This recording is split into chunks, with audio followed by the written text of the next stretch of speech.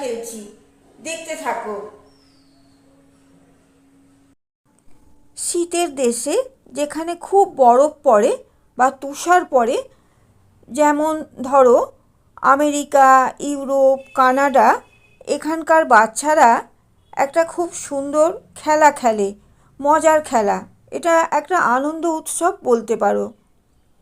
তুষার দিয়ে দুটো বা তিনটে বরফের গোল্লা তৈরি করে।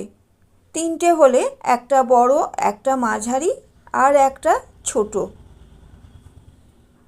দুদিকে দুটো শুকনো ডাল দিয়ে হাত বানায়।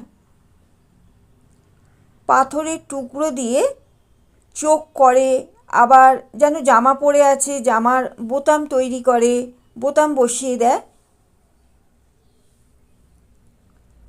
আর অনেকে শীতের দেশে তো গালে একটা লাল আভা আসে অনেকের, সেই জন্য অনেকে গালে লাল লাল আভা আনবে বলে লাল রং দিয়ে দেয়। আর গাজর বসিয়ে করে এই পুতুলের নাক।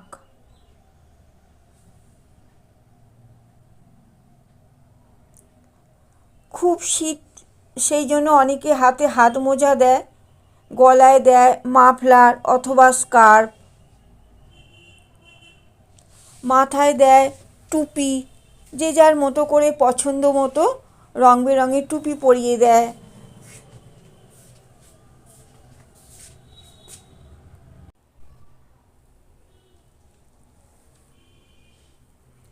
বরফের দেশে এই পুতুলটা বসানো থাকে। এরপর যখন আস্তে আস্তে গরম পড়তে শুরু করে, তখন এই পুতুল আস্তে আস্তে গলে যায়। এটা একটা ভারী মজার উৎসব। একে বলা হয় স্নোম্যান বা তুষার মানব। ভারী মজার না? আচ্ছা, এই ড্রয়িংটা কোন সংখ্যাকে ব্যবহার করে তুমি করতে পারো? আচ্ছা, এই খেলাটার নাম তুমি কি আগে কখনো শুনেছিলে? অবশ্যই কমেন্ট করো আর সঙ্গে থাকো।